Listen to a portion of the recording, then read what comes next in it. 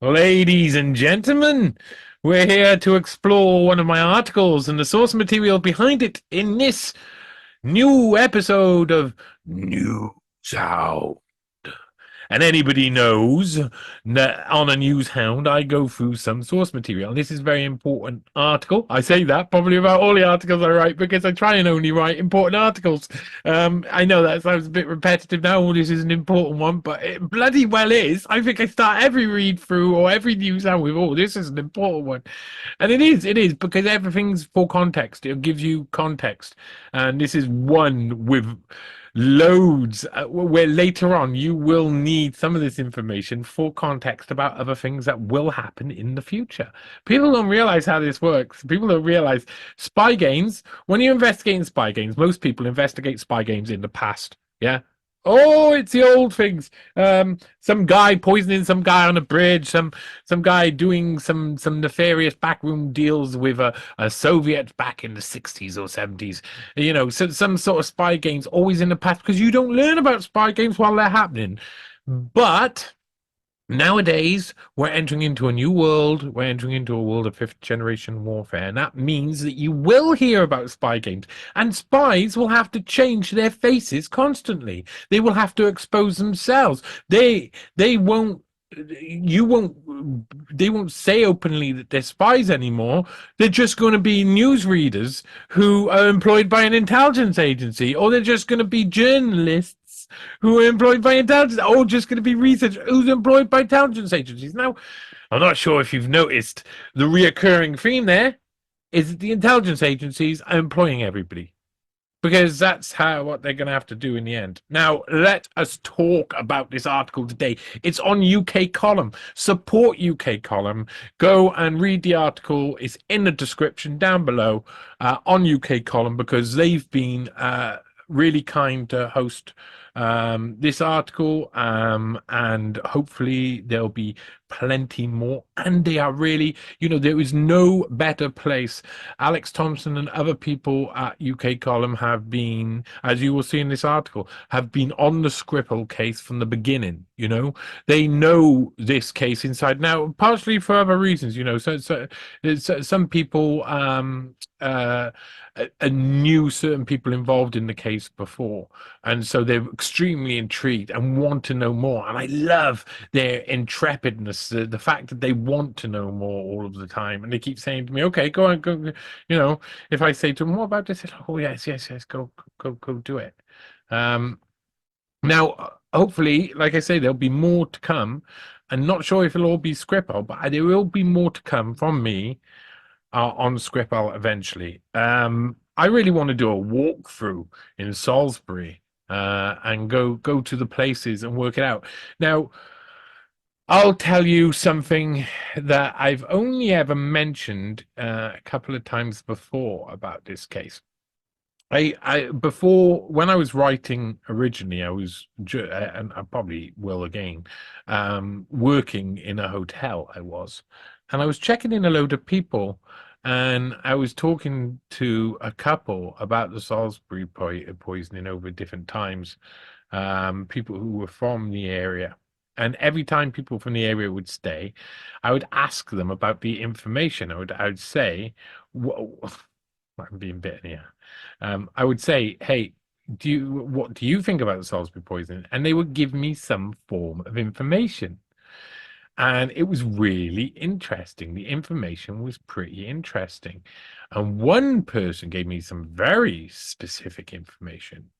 They said that the poison that had been found by Julia by the two semi-homeless alcoholic Dawn. I can't remember Dawn. Was it Sturgis and something Rowley? But anyway, the ones who got poisoned after the poisoning, who had found the container the Novichok was apparently put in, and had sprayed it on themselves. And Dawn, I think it's Dawn Sturgis, died. I feel like Mark Rowley. I hate not being able to remember names. He survived but then he'd been put into hiding a lot. It all seems very suspicious. Well, someone told me that um that wasn't found in the bin that they said it was. I mean, they said the official story first was it was next to a canal embankment next to a bin, and then there was another story that it was in a skip that had already been emptied about 4 times in between.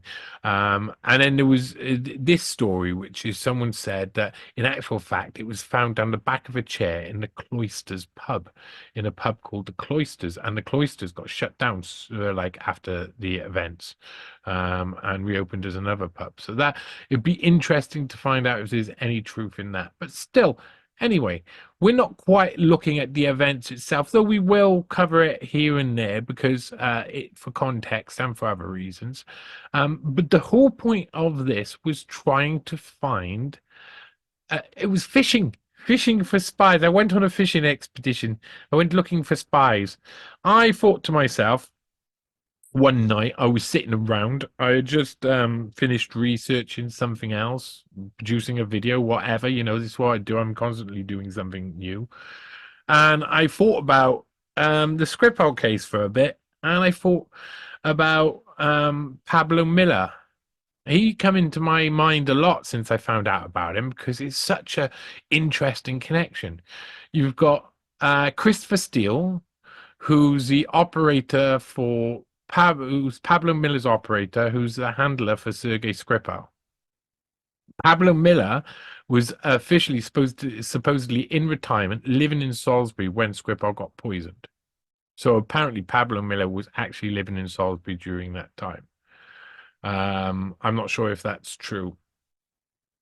He is an extremely interesting character, and he is basically the real James Bond. He's really, really a guy who's been recruiting Russians and, using fake names all over the place and was eventually revealed. So when you go and look into the story, and Christopher Steele, for those who don't know, he wrote the Trump-Russia dossier. He formed that, and that was proven later on to be all like false. So he had manipulated the American election to try and defeat Donald Trump, and he's completely MI6. So it's like, what, MI6 committing operations now against, well, oh, he's retired and he works for Orbis Securities or whatever. It's bullshit. You KGB till you die, CIA till you die, MI6 till you die. There's no out. There's no out of intelligence agencies. Don't be silly. Don't be silly. There's only one way out. There is a way out. There's a way out. Christopher Steele might find that way out eventually. Pablo Miller might find that way out. Sergei Skripal apparently nearly found that way out. But I'm not sure about any of that. This is a long one. I don't know how long it's going to go on. Ladies and gentlemen, we're going to do this NEWSHOUND, and I'm going to share my screen with you, and we're going to start through. And so, starting off, this is the article. On UK column, Pablo Miller, the people working alongside the real James Bond. And as you see, you'll see a lot of these red lines, of course, sources, and that's what we're going to go through today. But it's worth reading the beginning so we can start getting into it. You may never have heard his name before, yet Pablo Miller is one of the most influential and successful MI6 spies in modern history. In this article, we trace some of Miller's known associates to find out a little bit more about the real-life James Bond. On the 25th of March 2000, a reporter named Ian Trainer had an article published in the Guardian newspaper entitled "British Diplomat Accused in Spy Row." The piece, which was printed on page 15 of the London-based newspaper, began by stating, "A Russian arrested in Moscow 10 days ago on charges of spying for Britain was a senior intelligence officer recruited by British intelligence last year in the Baltic Republic of Estonia. Russian counterintelligence said yesterday." Trainer reported that Russian sources had named a man called Pablo Miller as a supposed intelligence officer. Little information concerning Miller was in the public sphere, although he was listed as the first secretary political on the British Embassy in Tallinn's official website in 2000. And we also know that his exposure had become a serious concern for the Secret Intelligence Service, MI6. After all, Miller wasn't simply a diplomat. Russian intelligence was right about that. In fact, Pablo Miller was an extremely prolific spy and recruiter for British intelligence. Important to start that off. Let's go up here and move this over there, shall we? So the first, when we're talking about Pablo Miller, the first link on there is from also a UK column article. Again, like I say, written by Alex Thompson, Eastern Approaches website. Skripal, a Russian web or a Russian spy. Some contours relevant to understanding the possible roles of certain British intelligence officers in the Skripal case. This article does not seek to provide a hypothesis regarding what happened to Colonel Sergei Skripal and his daughter, who did it or why, nor does it reveal any intelligence information, although I am a former GCHQ officer who a decade ago was a close to immediate colleague of the whole range of key British and American officers covering the relevant fields. Russian politics, the Russian military, the former Soviet Union, and chemical, biological, radiological, nuclear CBRN threats. Indeed, I was acknowledged by colleagues as a good non-technical contributor on CRBN issues with a sound overall grasp of the issue. Rather, the below observations are offered to assist readers in piecing together what they themselves considered the likeliest explanation of the baffling events unfolding this week from Salisbury outwards. Readers are urged to consider and compare a wide range of commentators and whistleblowers whose track record they respect. That's a really good example. Now, as I say, Alex Thompson, who works for UK column, was a former GCHQ officer who knew many people who were linked in around this. So they were really interested to find out more. And of course, this article is one of the first ones that come out that you could say is probably going to be as comprehensive as you can get. Really interesting stuff, and it looks at Russia as well, which of course Sergei Skripal is listed on their website at one point, and it means that he was still working as a government agent. Look at that guy, yeah. Well, anyway, so that you can have a look at. But the original article that I talked about was in the Guardian newspaper on the 25th of March, 2000. British diplomat accused in spy row by Ian Trainer. And there you go. That shows you that they released that, oh, look, we found these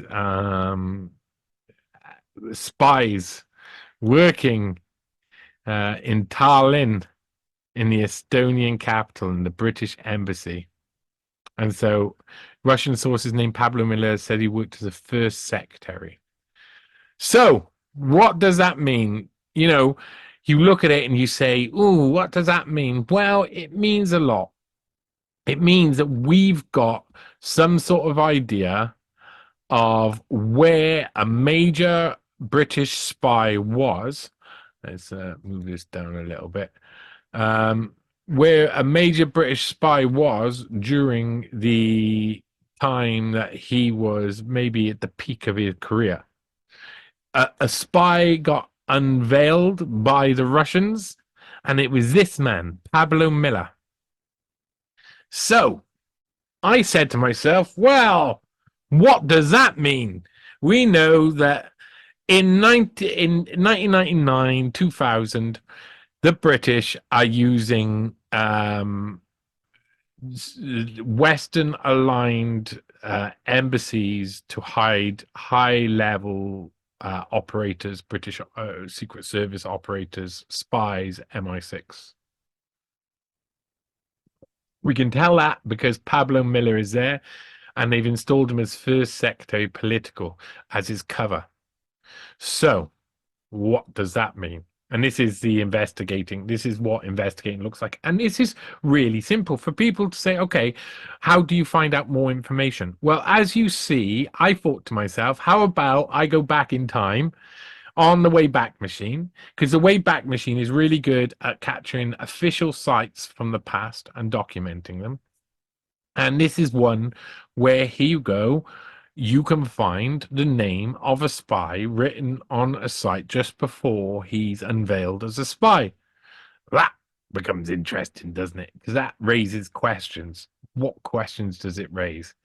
Well, if Mr. here, if sorry, if Mr. Pablo Miller here, the first secretary political in the Tallinn Estonian embassy, is a spy, then many more of these guys here are also spies? Because it's not like the intelligence services don't repeat the same mistakes or same behaviors, have the same patterns over and over again. And so what does it mean? It's a question for you. What does it mean? It means that we should look at all of these people, shouldn't we? So that's what I did. I said to myself, well, okay, as an investigator, I don't see why anybody else hasn't done this already. But why don't we just go through these and see what they've done afterwards, but also see how they portray themselves during this period while they're working with one of the most effective, efficient, and now going to be one day infamous spies in British history. We don't know many spies. We know James Bond. We know a few others. We know people who have worked for the intelligence agencies, but we don't know many high-level spies who are operating at this level and have been proven and outed to be spies, and then have had, have had major links to other people who are also spies and who are also doing major things in the world of politics, including trying to cause trouble for people like Donald Trump in the American elections, which seems like a bit of overreach from the British there. Surely you should leave the Democratic Party or Democrat Party do their attacks and use propaganda against Trump. Why would the British be getting involved in that? And of course, we'll see through this. There's a lot of propaganda involved, isn't there? Because the Cold War never ended. We stopped talking about it. So the staff list here in Tallinn is interesting. Her Majesty's Ambassador, Mrs. Sarah Squire, Deputy Head of Mission, Miss Kynwen Jones, which obviously is Welsh, First Secretary Political, Mr. Pablo Miller, the Third Secretary Political, so I don't know what happened to the Second Secretary, Mr. John Flint, Consul and Management Office, Mr. John Devine, Vice Consul, Miss Alison Carnes, Political Attaché, Miss Vicky Reynolds, Attaché, Mr. Alex Stalker Booth. We'll definitely look at him. Commercial Officer, Miss Neve Hobmuggle. Commercial Assistant, Marika Poldes. Now, these are interesting positions because these are positions that the people can pretend to do, but someone else could be doing. Miss Sally Flint is an accountant. Know-how Fund Aid, Aina Jurna. Now, that's interesting. Management Assistant, Karen Pula. And you see there's all of these others down here. A receptionist, driver, maintenance person, and all of that. And look, that's where the address is. That's the telephone number. I'm not sure if you can email them if you want. The British Embassy at Tallinn. That's where Pablo Miller had based himself. So here we go. Look at this. So we're translating this Russian article into English. The tax policeman recognized his recruiter. It turned out to be an old acquaintance of FSB counterintelligence officers. The spy scandal between Great Britain and Russia received new developments yesterday. The FSB Public Relations Center, PRC, has released the name of an MI6 employee who allegedly recruited former tax police major Vyacheslav Zarko. The recruiter, according to the security officers, is a career intelligence officer, Pablo Miller, whom Russian counterintelligence officers consider an expert on Russia. Right. So, as you see, 2007, this is from. So he gets outed in a case in 1999 2000 in Russia.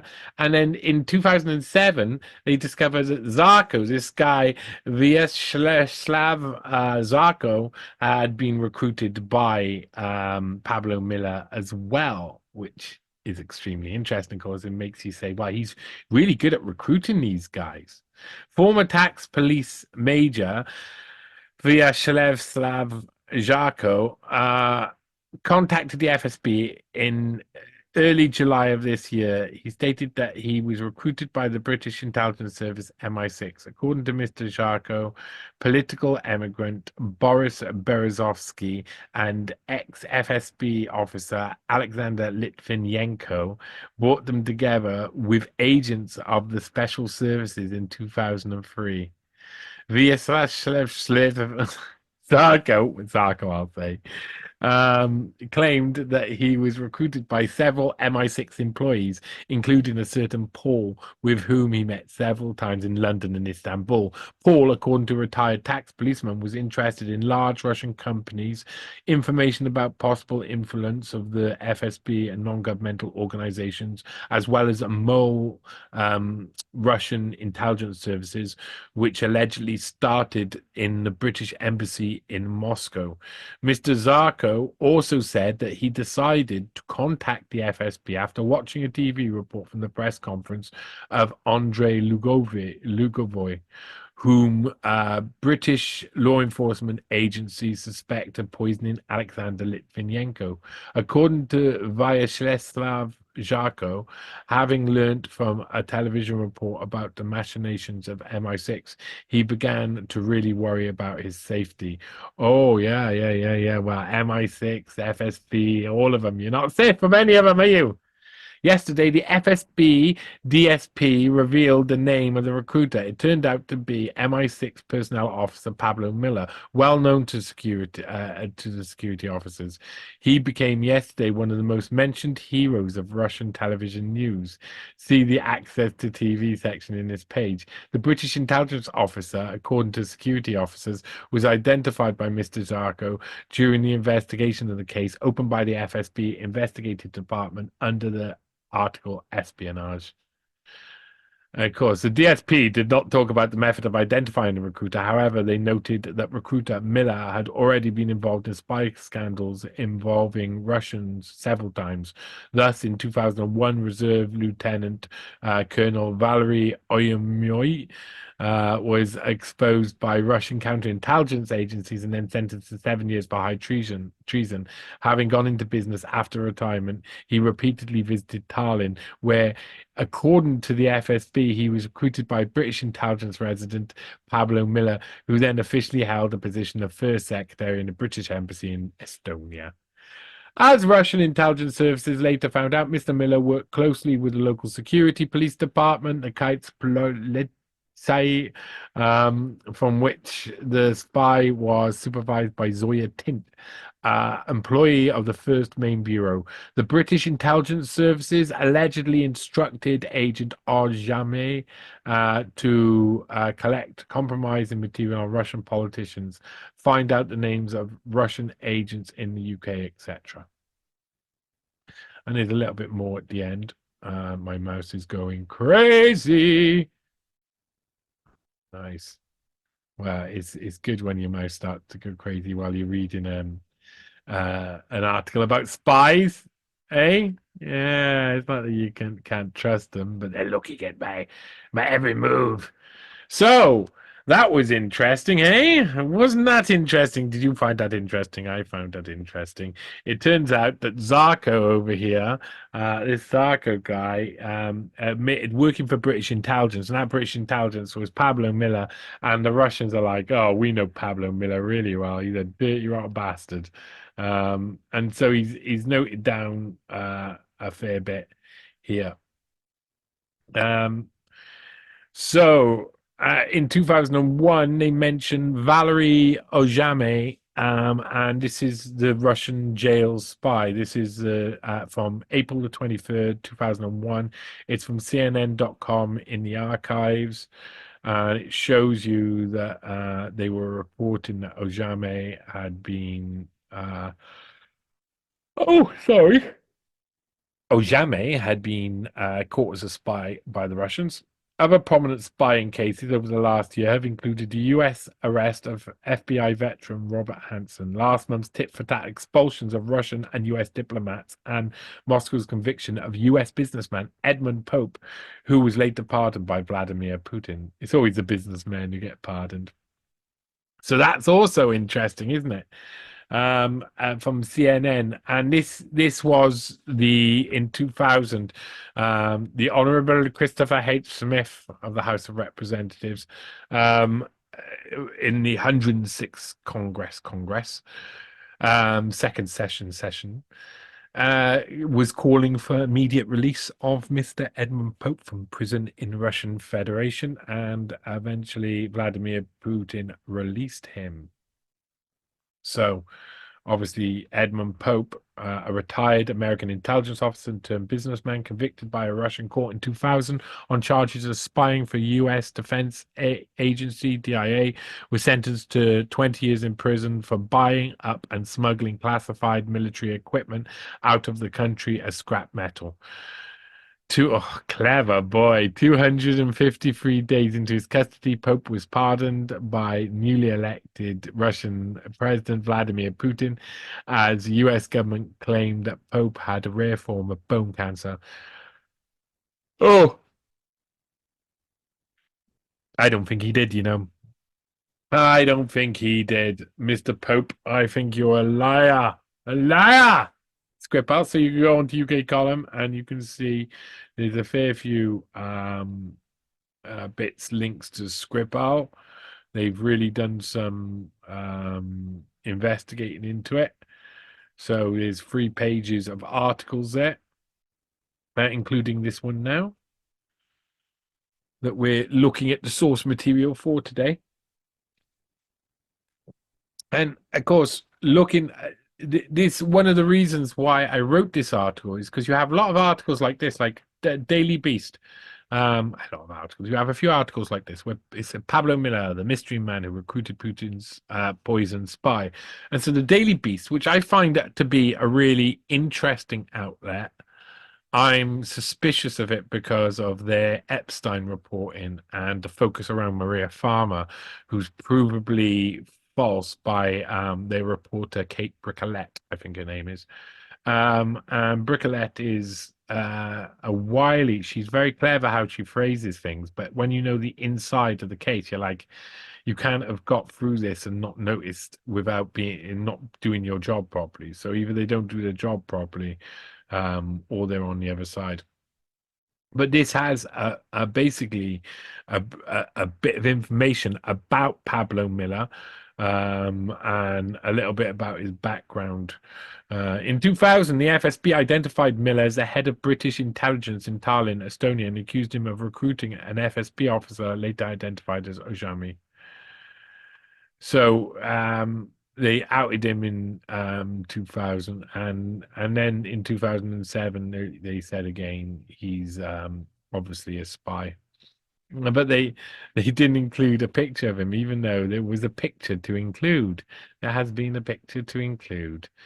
And if we want to see, I did my own. I know they can't for I don't know if UK column realize they probably can use altered images if it's been significantly altered and overcome copyright issues. Um, and so you can see Pablo Miller here, here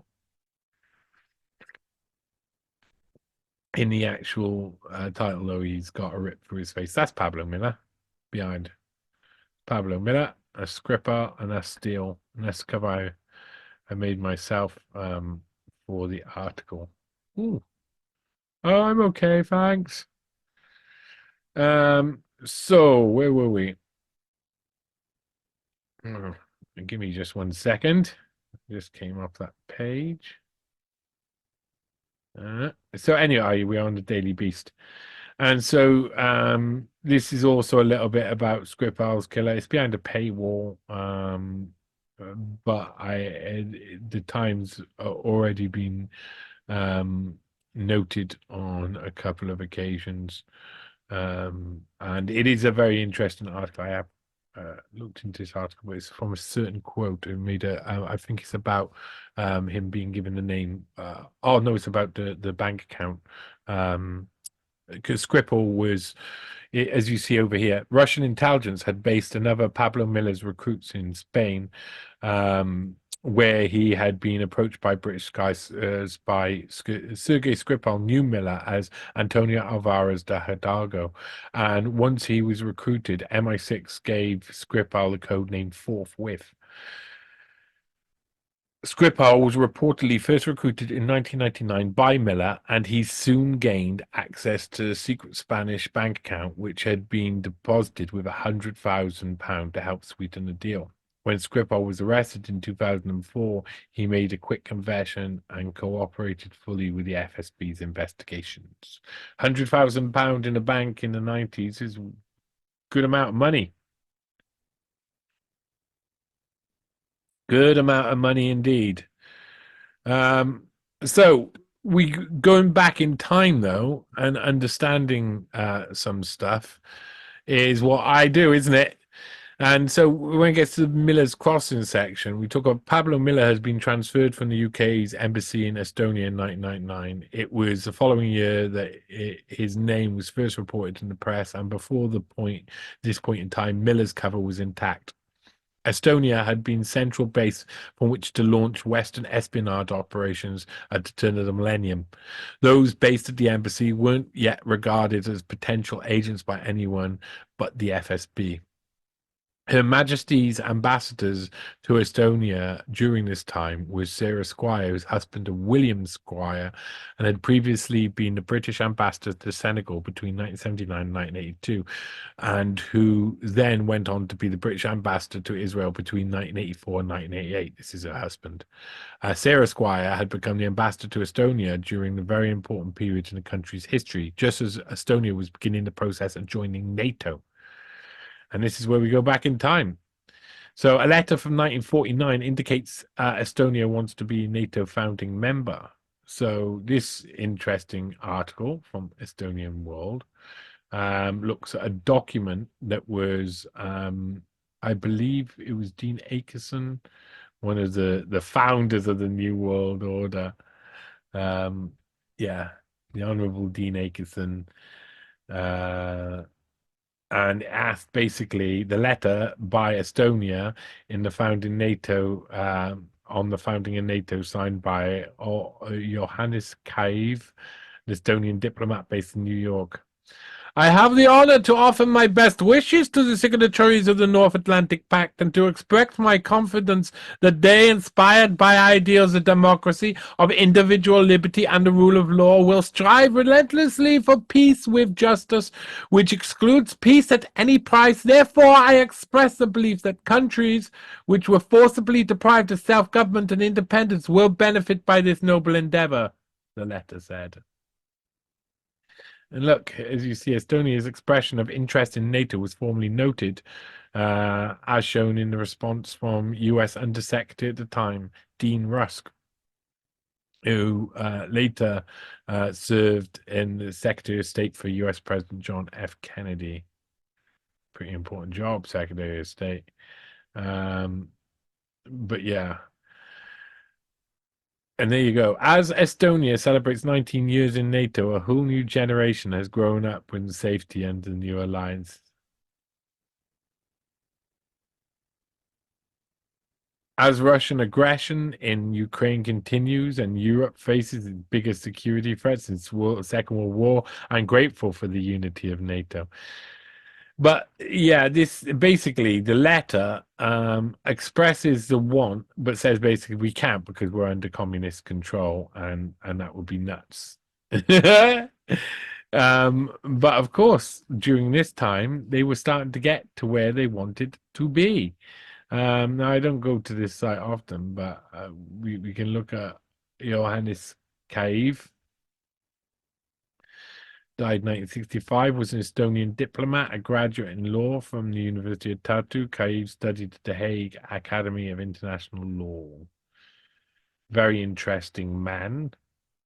And where? Oh, look, they're buried in a cemetery in New York. That's interesting.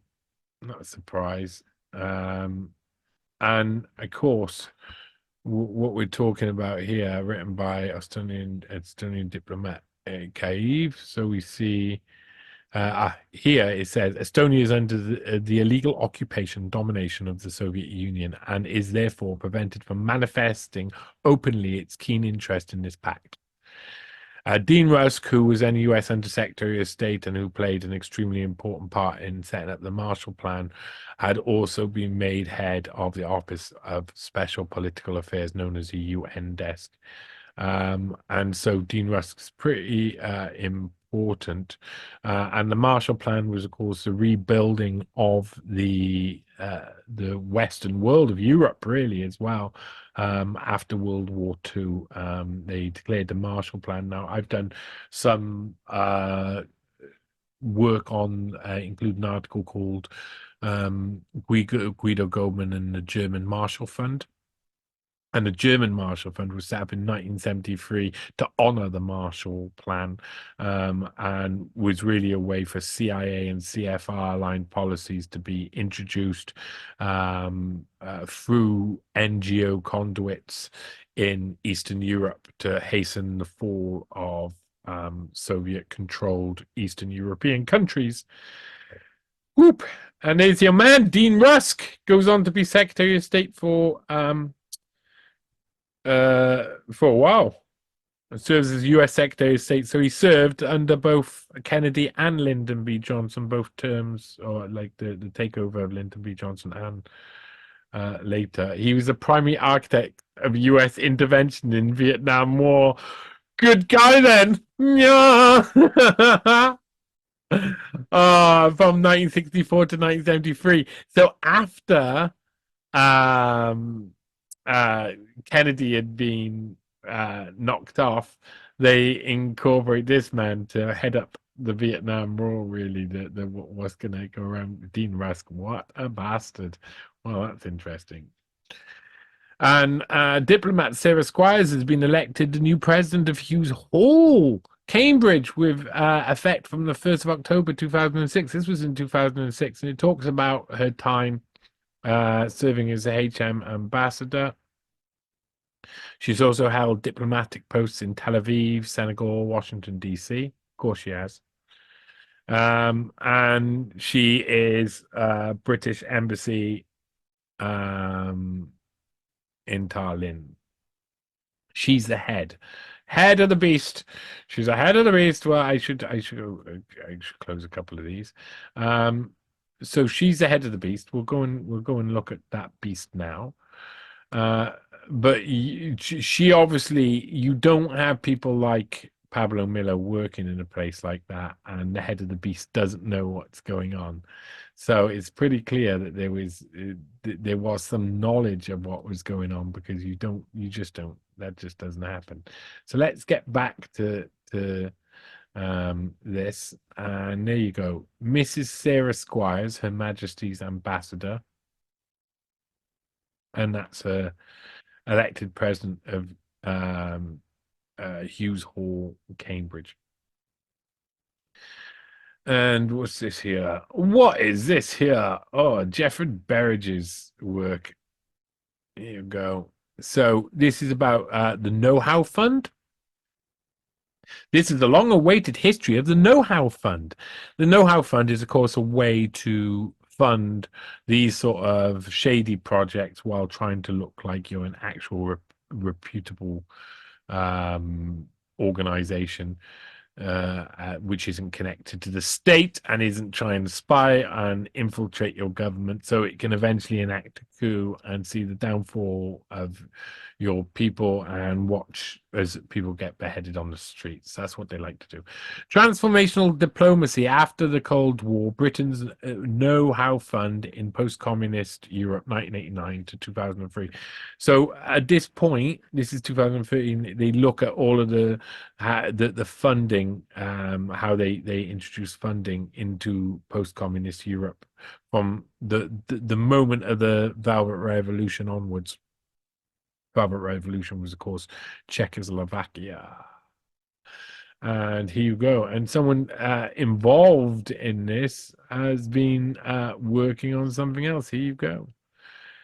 Kane Wynne Jones, and she's a charged affair. The British charged affair at Tallinn to the Director General to the Estonian Civil Aviation Administration. So this is about air services, and this is kind of the type of things that Kane Wynne Jones was involved in, who's pretty important, as you see here. She's deputy head of missions, so she's pretty important, and she's sorting out stuff to do with air force, of course. And I don't know what this is for. Squire's mission. Here we go. Jones was no longer with the embassy by 2014, and here we're going to get to it. By 2014, Jones is listed as a guest attending the 43 Congress in Sofia, the International Transport Workers Federation. She was representing an organization called Seafarers' Rights International. So imagine this. You're in a hotbed of spies. You are consider you've got diplomat cover, and after the one major spy gets rumbled by the opposition, everybody scatters, and you take up another post. Is that post also, when it's in the private sector or when it's non-governmental organization, is it actually just a continuation of that person being a spy, and they were a spy all along? Because this type of organization, the Seafarers' Rights International, is a type of organization which sounds like a brilliant conduit to create. But she's listed in here and in here. Kenwin Jones is listed in here and in here. And where are we now? We're on State Watch Online. Woohoo! So, State Watch Online EU, another secretive European police working group revealed as government remained tight-lipped about other police networks. Blah-de, blah-de, blah-de, blah-de, blah. And so this is pretty important. There's some interesting stuff, but let's go on, because that might be a little bit too early. We're going to LinkedIn. Why are we going to LinkedIn? Well, we're going to go look at a few LinkedIn pages. Cars. Well, think about it. Let's separate these screens up again. So I decided to go through each one of these guys. It made sense, didn't it? I've got this list, including Pablo Miller. So at the top is Sarah Squire, and then you got Ken Wynne Jones. Ken Wynne Jones. And then the first secretary political was Mr. Pablo Miller. Now, Mr. Pablo Miller is a spy. We all know he's a spy. It is known now. So what can we do? We can assume that if he's a spy, maybe Mr. John Flint was a spy too. He's third secretary political, and if they want these secretary politicals to, if one of them is one of the biggest spies in the world, then there's a chance that this man over here, John Flint, expert on government affairs, security, anti-illicit trade, and anti-counterfeit, is actually a spy. Because before, what was he? Let's go back to the beginning of his career. Let's go back. Shall we show all of the experience that Mr. John Flint has been involved in? Then we go back to the beginning. And so what we're expecting to see. First of all, there we are. HM diplomat. in Foreign and Commonwealth Office, so the FCO, from July 1996 to May 2002. So all of these guys were rumbled in 2000, and they all this is April 2000 is that first article where they're saying all of these guys, this guy, sorry, is a major spy and the Russians have outed him. So what would you expect to see from a spy stationed at the Tallinn embassy? If you're a spy stationed at Tallinn embassy in April 2000, what will you want to do once the spy sitting next to you has been discovered? Get out of there, maybe? Let's say get out of there. So, what do you think he would do immediately? Say May 2000, so the following month.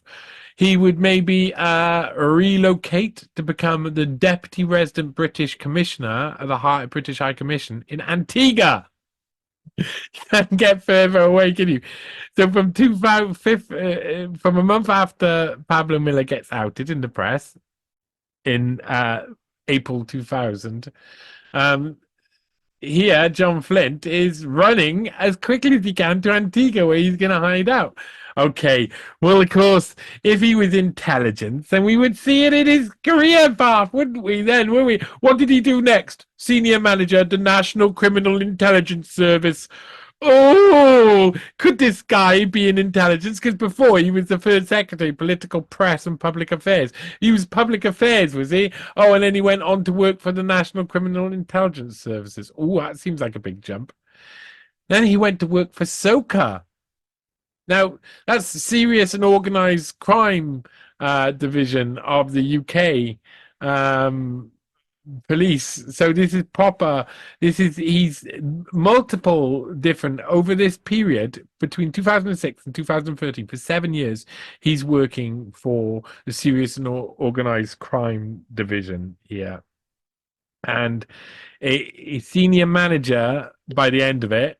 A senior manager at the beginning and program coordinator. That's pretty serious in London. So he's a high level intelligence operator after he leaves diplomacy, high-level intelligence operator, Balkans regional manager at British Embassy, Sofia in Bulgaria, spying in Bulgaria, senior manager, head of tasking. This is a man who's been intelligence linked, and of course, then he goes to BAT. They've been around since the turn of the century. Global head of anti-illicit trade engagement, senior security manager. This allows him to travel around. And as you see, part of his job here was investigations, intelligence, and enforcement. This guy worked then for 7 years up until 2019. Is that 2019 up until? No, 2021 for BAT. And part of his job is intelligence. And then business owner of Beacon Bikes. Suddenly he's like, ooh, I'm going to set up a bike shop. Just a normal everyday bike shop. So that's suspicious in itself.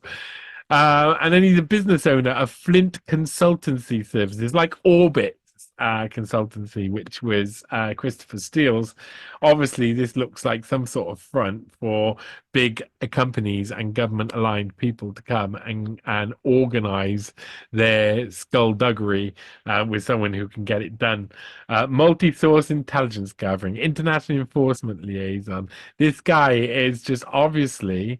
So this is the guy who's under Pablo Miller. This is the next one along. That's how obvious it is that these, especially it seems like in the sectarian political classes, that these people were involved with. So what do you do then? Look, Johnson and Johnson, Consumer Health. This person who is like a virus goes and works for a big pharma after what we've seen over the past few years. Not a surprise. And presently, he's not only doing that, he's also director of global brands and protection, product security investigations and enforcement and customs at Kenvue. And Kenvue is probably on the next page. I've probably already opened this. Again, healthcare brand, probably attached to Johnson and Johnson, I would assume. But that's who he's working for now. That's nice, isn't it? Seems like a nice guy. So this is an interesting fact that you see. Pablo Miller gets rumbled, and instantly John Flint moves across the world, hides out in Antigua, and then goes into high-level intelligence services that are much more public view. And then Big Pharma. So where are the spies? Where are the spies? Past 2019, the spies are all in Big Pharma. So some people were easier to find than others. Some people weren't really that interesting. I mean, not everybody. I'm not saying everybody at the Tallinn embassy was a spy. I'm saying a lot of them were, and if they weren't, they didn't like being outed, or some of their guys being outed as spies, or one of their guys being outed as one of the most major spies targeting Russians. That's a bit dangerous. So Alex Stalker Bruce, who's an attaché. Attaché. So there's just attaché. Oh, he's attached. Who is he? He's attached for the embassy. Oh, what does he do? Oh, he's an attaché. What does that mean? He does stuff.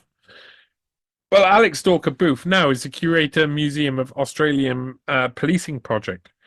Worked for the Australian Federal Police. It makes me think that this guy went into some form of intelligence or documenting intelligence. So if we go back to, you see, he's Australian. He's worked for he went to the University of Sydney and all that. But if we go back to the beginning of his pronounced career, what's going on? It starts in 2002. It starts in 2002, where he's suddenly registrar's administrator for Tate, for the museum. It's what? He's just suddenly a museum. But what? But you haven't mentioned what you were doing before, Mr. Stalker Booth, sir. You were working in a hotbed within a hotbed of spies. Why would you not mention that on your LinkedIn? Do you see where I'm going with this? I think you see where I'm going with this. There is two things. There's either an obvious tilt of former members of the Tallinn embassy towards intelligence, but there's also a reticent people who are reticent to talk about ex-employees of the Tallinn embassy who are reticent to talk about their time there, and so just leave it out of their CVs. And so that's what he's done. That's what he's done. Alex Stalker Booth has just left it out of his CV. Why tell people? And then he worked for Sydney Ferries for a while, and then he's a quality coordinator at AECOM with their free laboratories, and project administrator at GHD, and then he's the operations coordinator at someplace, and then contract at McGrath Foundation. Bet that's probably interesting. And Downer to get document controller, but eventually he University of Canberra art collection coordinator and policy. But eventually he's become this year curator of Australian Federal Police. So I feel that this guy, like, not only is he hiding his past, but he's also very interesting as a person to see where they go. They always seem to go towards intelligence dash law enforcement in some way, and he's proven that. Whether that is just, that anything could be read into that is something else. I'm just saying, I was working for the Australian Federal Police after you've been in a hotbed of spies suggests that maybe you're still a spy. Maybe he was in the Tate Gallery being a spy. Maybe he was curating being a spy in amongst the rich, getting to know people. Maybe he's a spy. Maybe he was recruited. Well, you've also got this lady here who's commercial assistant. So I went and looked through these ones are some of the most interesting, because these people, you're not sure if that is a good enough cover. They might just be a commercial assistant, but then they've been involved in spy games if they've been located where spy is. And as you see, Marika Polders doesn't mention what she's done. She just says her experience as a trade advisor for UK trade and investment. So she obviously still works in the government sector or the public sector, but she doesn't mention what she does. She just says she's trade advisor. She doesn't mention what she's done in the past. She's still in Estonia. It makes obviously you think maybe she's hiding it. Maybe. Who knows? But there's this woman as well down here. Um, Vice Consul was Alison Carnes. So Alison Carnes is coming. And here you go. Here she is. Policy Officer at Foreign Commonwealth and Development Office. So she's still with these guys. She's working in Chigwell, England. And look, here she is. From 2018 to present, Policy Officer, Foreign Commonwealth and Development Office. But nothing else. Nothing else. Interest, UK civil service and public diplomacy. Yes, but you haven't mentioned you worked with one of the biggest spies in history. So this is suspicious as well. You have your most recent job, you leave out all of the others when you used to work with one of the biggest spies in history. Suggests that you are hiding something. You're not showing something. Alison Cairns there, you can see her picture. Wonderful hat. Ooh, what a wonderful hat. That's what I say. And of course, you can't even understand. This is Enna Jurna.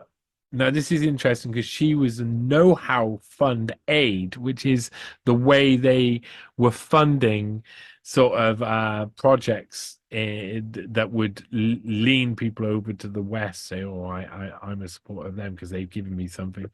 And she's the assistant rector to the Estonian Academy of Arts. So again, within the art industry, nothing mentions about working in the Estonian embassy with one of the biggest spies in history as a know-how fund aid. So again, what they leave out, what is absent, is even more telling in some of these situations than what they put into their CVs, isn't it? It's much more telling. And here we go. We're going to go another one here. Go Karen Pula, who was a management assistant at the Estonian embassy in Tallinn.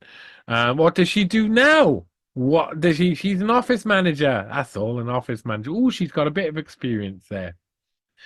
But and you'll see, where's her experience before? Oh, look, she went to University of Tartu from 1991 to 1996. She graduated, and then in 2002, she starts working as an office manager for Clifton AS. I love it. I love it. So it's just 8 years missing out your life there. Don't worry about that. So what did you do during that time? Oh, nothing, nothing. I wasn't hanging around with one of the biggest spies history has to offer. No, no, no. So Karen Pula, who is officially a management assistant, again, if you're not going to put in the truth and you're going to hide and you're going to put in everything else and then you leave out that makes me think that you think it's suspicious. Not even that I think it's suspicious, that you think is suspicious, Miss Pula. So obviously, again, like I say, we're going through each one of these. There's only a couple more here, or maybe just one more. We'll see. Nev Hobmagi, who's currently the senior sustainability manager in Baltics at Swedbank. So she's been there for 14 years and 6 months. Okay. Now, what was she doing here? She was officially a commercial officer here. Now, what happened? So she's again University of Tartu, 1986. There's a gap here, missing out of her career from 1986 to 1993, and then during the time when she's in. So she leaves the embassy of the United Kingdom in August 2000, so a few months after the exposure in April. And she becomes the government affairs director for GlaxoSmithKline for 8 years, and then goes on to Swedbank, where she stayed for 14 years. Is she a spy? Who knows? But she's left out a significant period of her life there, and that causes issues, doesn't it? That causes issues because you say, well, what were you doing during that period? And it's not necessary. If you weren't doing anything wrong, why did you leave out certain things? So, like the others have left out that they worked in this embassy alongside Pablo Miller, she's leaving out that what her past was. So it's extremely interesting. Swedbank is obviously a big organization. And you would think that a lot of the banking sector have probably been somewhat co-opted over the years. Just going to close a couple of these windows as I go. We know that money, intelligent people who are involved in intelligence also are involved in money because it pays. Intelligence pays well, and you need to invest that money. So, for instance, with Pottinger and Epstein, they were in banking in the early 80s in New York banks. So you can I mean, Pottinger was invested in Cyrus Hashemi's bank, who ran Iran Contra alongside him. And let's get back on. So we've looked through some of these people, and as you see, some of these people who worked at the embassy alongside, it's not just let's make that big. It's not just Pablo Miller. It's clear that there's about two or three spies at the embassy in Tallinn, and then there's a load of other things. It's really interesting. Now, I know that Blair's routing of the diplomatic corps caused a shake-up, a change that meant that afterwards people said that there wasn't spies there anymore within there. But that seems like a convenient um, point. But I don't. I think embassies naturally, historically, ambassadors used to come out. You used to have diplomats, spies. They're all basically in the same circle.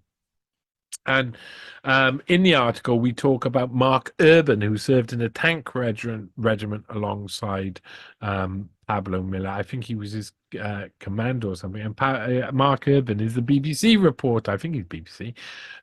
Is the BBC reporter who covered the Sergei Skripal case. So covering like 2 degrees of separation. It's not even that far. You know, the explosive story of the poisoning. Well, this book, he was writing this book, Mark Urban, well before the Sergei Skripal poisoning had happened.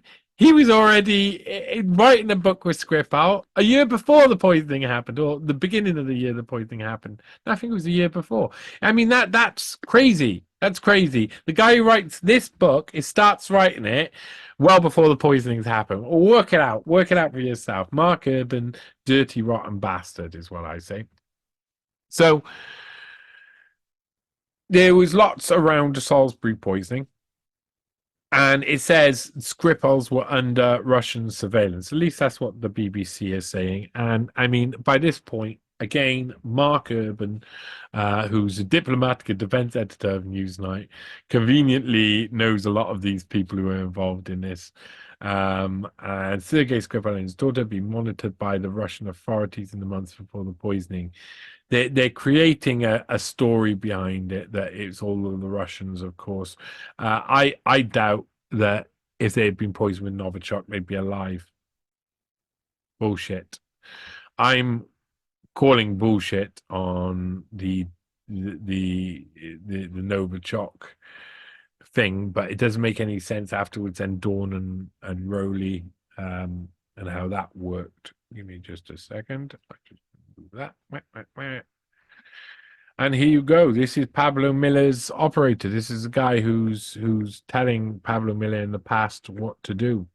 Trump Russia dossier author gave evidence to UK intrusion inquiry.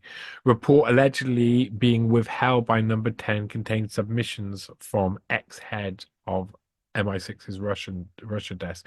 So this was complete propaganda. This was the British getting involved in the American election and painting Trump as being aligned with Vladimir Putin when there was little evidence to go by this. This was the one that seeded the piss tapes. I actually wrote a song called "Dump the Chump," which took the piss out of this whole thing. Literally took the piss. Golden Waterfalls. Universal fraud. He's chin deep in Putin's balls. Impeach the president.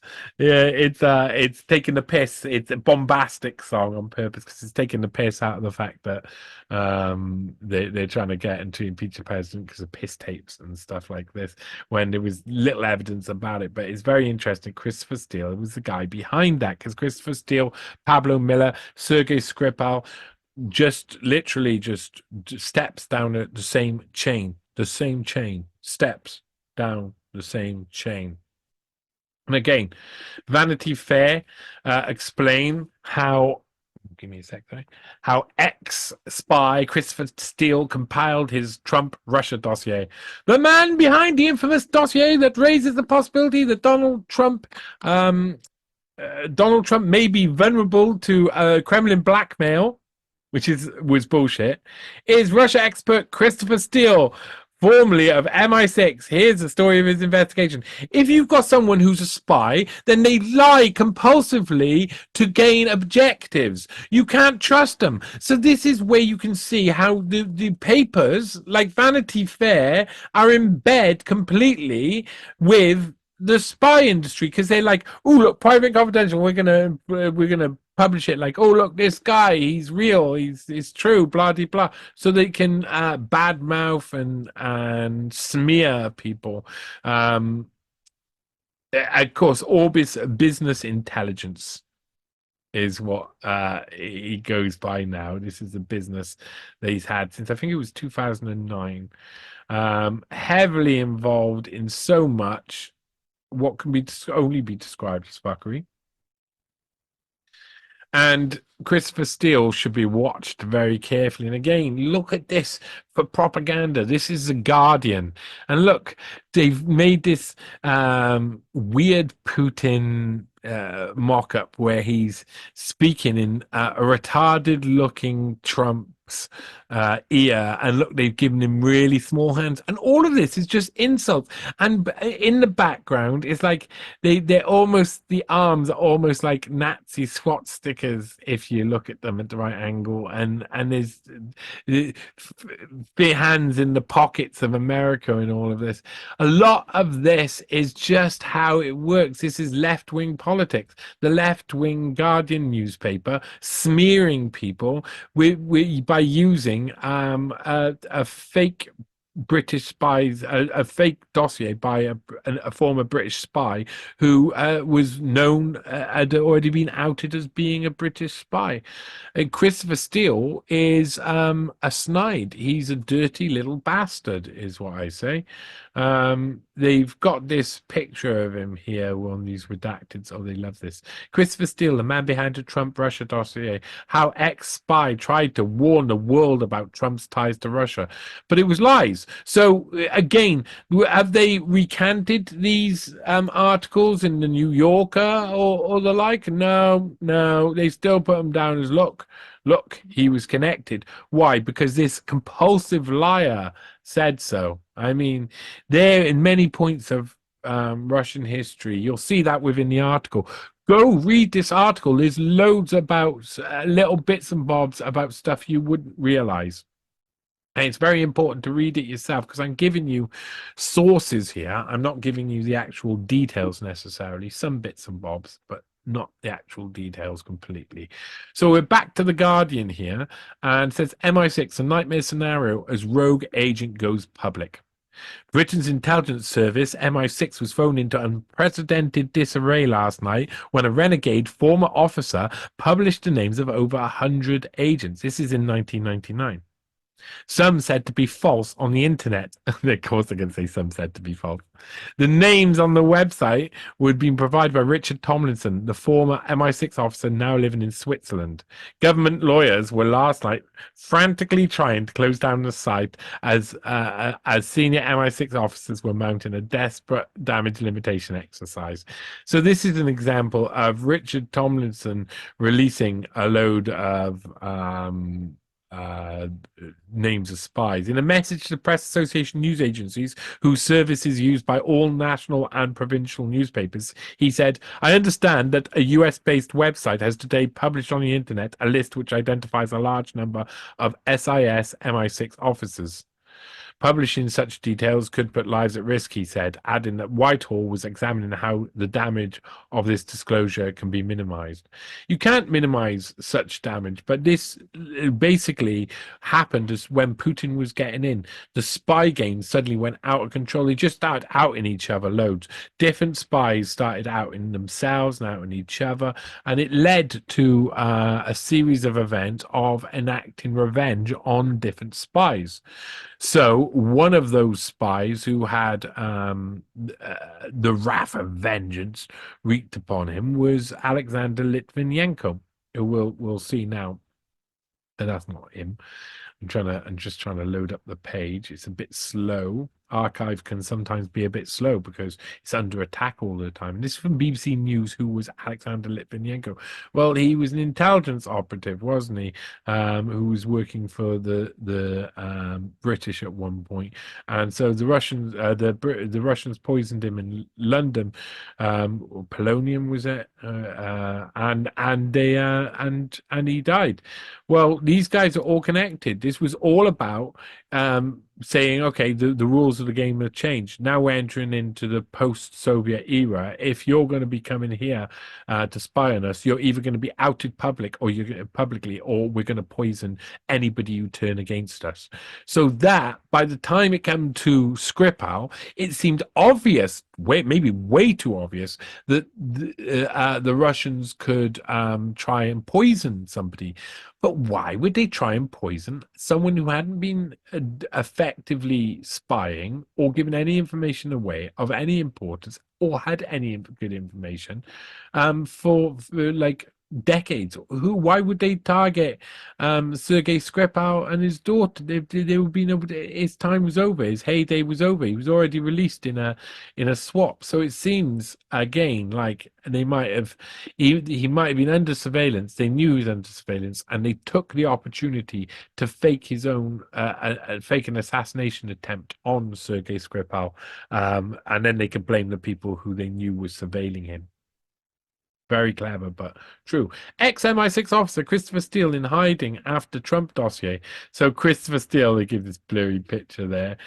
Christopher Steele is believed to have left his home this week. Well, they can release that. Oh, I have to go into hiding. You're a bloody spy who's messing around, has killed people, and you're like, oh, I have to go into hiding because I told a load of lies about somebody. This again is another lie. This was all a propaganda effort. This had Clinton's written all over it. That type of operation, really dirty, dark operation. And the poisoned Russian spy was close consultant who was linked to the Trump dossier. Poisoned Russian spy Sergei Skripal was close to consultant who was linked. So yeah, of course he was close. Pablo Miller was in the way. Maybe that's Pablo Miller over there. Pablo Miller was in between them. They were close. They were all close. They all knew each other very well. And I can tell you, they all knew that the Trump Russia dossier was a load of balls, because it was. I don't have to be a defender of Trump to say, God, that looked like a load of balls. And it bloody well was a load of balls. So we go then onwards to True Publica. And this is really interesting. This is a few people, including Craig Murray, who explain that UK media told to conceal connections between Sergei Skripal and MI6.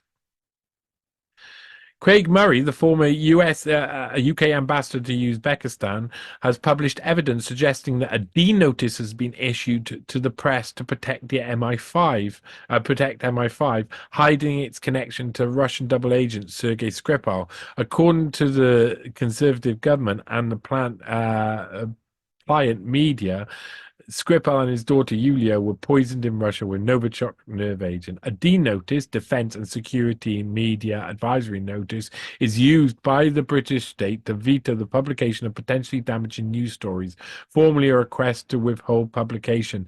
The slavishness of the mainstream media, or slavishness of the mainstream media, to ensure these notices function for the most part as a gag order.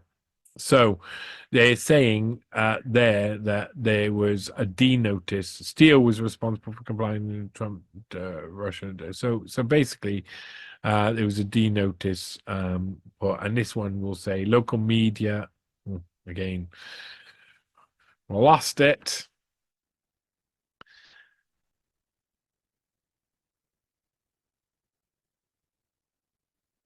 Local media, writes the Times, no patients have experienced symptoms.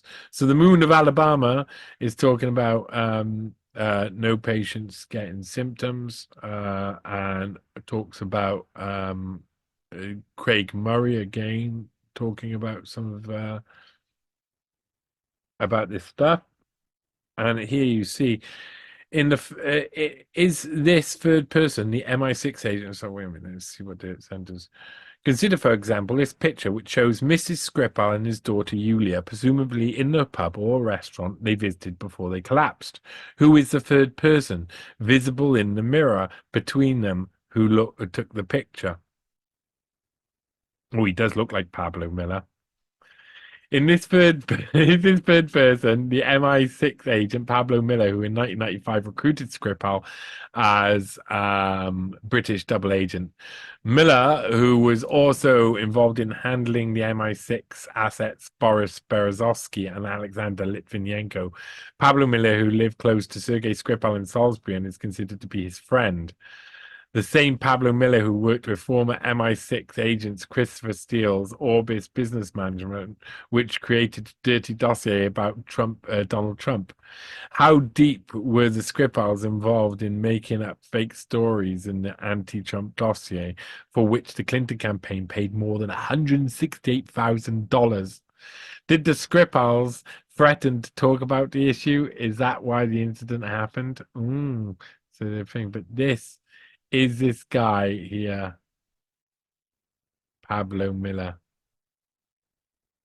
Could be. There you go. Could be just he does like he has. It does look like he's sitting at the table, but it could just be the manager of the restaurant. These two smiling away, about to be very famous. And this page explains what a D notice is. And DA notices from 1993 to 2010. D notices were introduced in 1912 and run as a voluntary system by the Joint Committee headed by the Secretary of the War Office. That's interesting.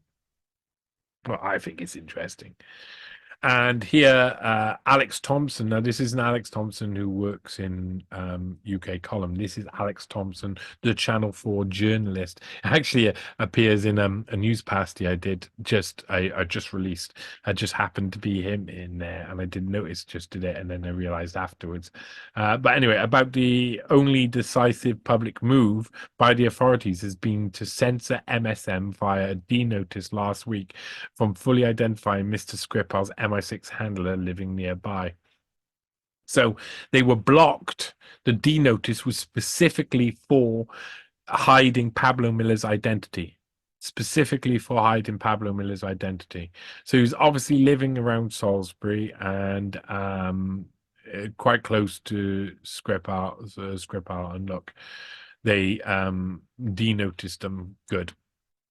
Denotice some good. However, there was someone who says no denotice here, and of course they've released that, and that's where the Moon of Alabama was because the D notice didn't apply to American newspapers, which is why I had the Moon of Alabama article up.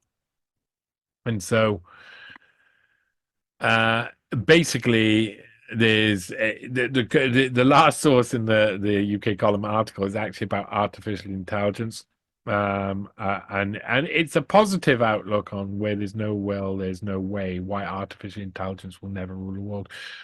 That's partially because of my closing gambit. Is that what you would say? Let's wait 1 second. It's partially because of my closing gambit in the piece, was that, you know, this what I saw here was the opportunity to check whether a place which had been a hotbed I suspected as being a hotbed for spies, a orbiting state of which used to be a satellite of the USSR, sitting next door to Russia with one of the biggest spies in history proven to be sitting in there. Surely that means that other spies were in there. Think about this. Think about this. It's those type of things that lead you on to the next thing. Because if I had gone through all of, and there still may be more to find in this case, but if I'd gone through all of those different people and discovered that some of them had been doing nefarious things in certain cases afterwards, or been involved in certain cases afterwards, then I'm aware that they potentially have intelligence links, and that's where the cases go. So I'm looking for other things, but I found that an amazing sort of point of history when times were changing. There was a reset happening. They had to change the diplomatic services. Putin came in. The Russians were more capitalistic in their approach, and everything became very serious. Spies were being outed on both sides, and everything was being called out. They could no longer keep going with the Cold War tactics. Those days were basically over, and it was about getting rid of the people who had betrayed Russia and who had betrayed other countries, getting rid of them by their opposing or the people who they betrayed, the services they betrayed. So Litvinenko, we saw his puppy dog face, but he would have been responsible for spying, for potential deaths, for other things. So don't cry for him. Yeah, you show his wife and all, he was poisoned and etc. etc. But he's a spy. If you live by the sword, you die by the sword. That's the spy game. You live by the spy game, you die by the spy game, and that happened to Litvinenko. He died by the spy game. That happened to other people involved. They died by the spy game. You got to be careful if you're playing a spy game. So before the Reformation of the embassies and stuff by Blair and the like, a lot of these, that's where the best base was for operatives. So that's a really interesting thing that's much different now. And now there's not really the same level of diplomacy as we had back then. We had peaceful times. Now we're on the edge of having a war against Russia. That's created. That's partially created. It has to be created, doesn't it? Has to be. The dynamic changed, and they had to create a new dynamic. And that new dynamic is to make people think that the other side has done something when they haven't. That's what it appears to be. So whether Sergei Skripal was actually poisoned or not is another thing. But by the sounds of it, Pablo Miller was still aligned with him and was probably still doing low-level operations all around the place. It was really kind of like an adventure to look through all of this and try and find something new in the Skripal case, because everybody had looked through so much. And it makes me realize that that method of going through the place where is a hive for intelligence activity like embassies is really useful, especially during that period, which Internet archives still exist for them. So you got the embassy in Estonia, and the embassy in Lithuania, and the embassy in Latvia, and the embassy in all these different embassies. You can probably find a little spy here and a little spy there all over the place. And that's why they had to be moved eventually. What's the point of having a load of little spies here, little spies there, if everybody's going to be rumbled at the end of it? So there was a lot of rumbling going on. And people got rumbled. So but you got to go through this game, and the game has now changed in the near future. And I think the reason why they've, like Christopher Steele came out with the Trump Russia dossier and was so obvious and so overt about it, was because Spygate is gone. My thought is that the intelligence will use an array of different tools that are mainly cyber related to push people in certain directions and make people do certain things. You won't have the same sort of spy games as you had before. Eventually, you won't even know whether or not it's a human or a robot who's convincing you to do the stuff. You'll just be doing the stuff or not doing the stuff. So when that period comes, and you expect to see an increase in a different form of spy game, a spy game that we see more now, one that means that old time assets, physical people, physical assets aren't necessary in the set to use to meet the same goals and within the same functions anymore. You can get other spies, you can get AI spies, you can work out what everybody's doing, you can compromise people by using AI. And I'm not even talking about, even though that article said why AI will never take over. No, I don't believe in artificial general intelligence or artificial super intelligence. I believe in artificial narrow intelligence. That's all they've been able to prove. But what you'll be able to see is artificial narrow intelligence is indistinguishable from magic. It's so complex, and it can work in such a way that we don't understand, that even the low level, currently what we're developing within artificial intelligence, can eventually do the job of compromising people for the intelligence services without even an agent or human being involved with their mark and target.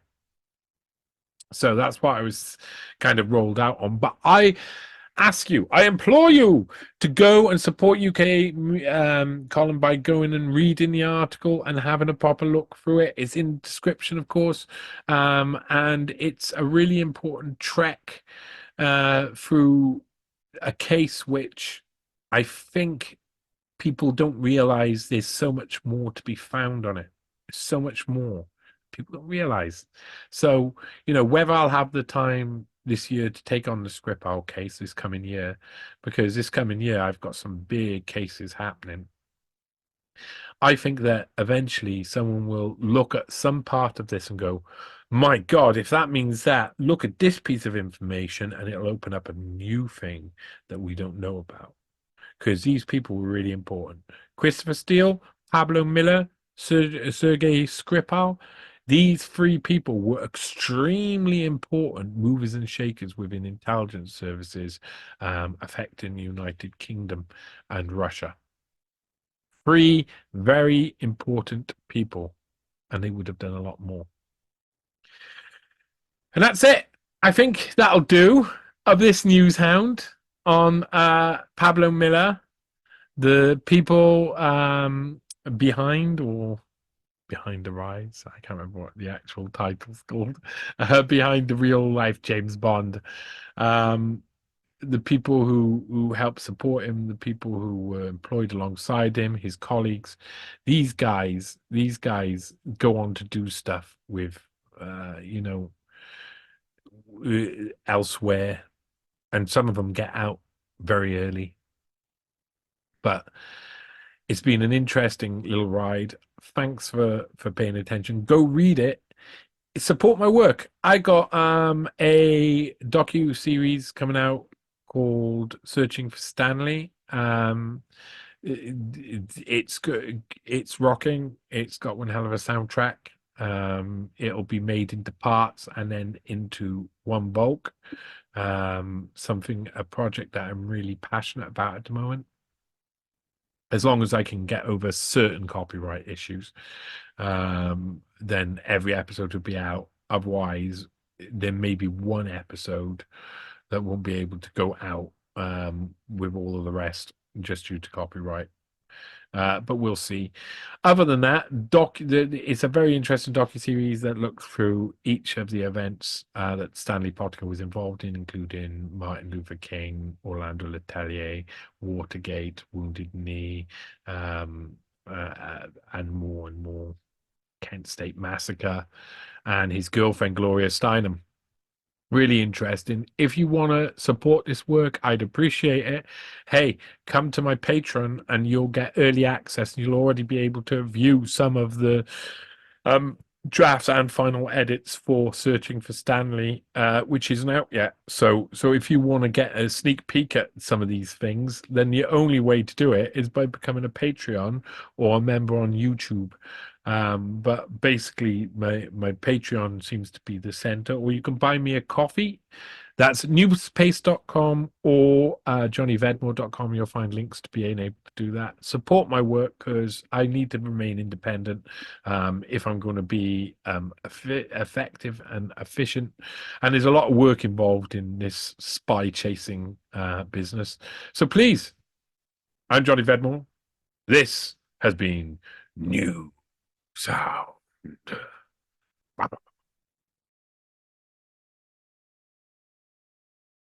What we know is that we will end up with many more unemployed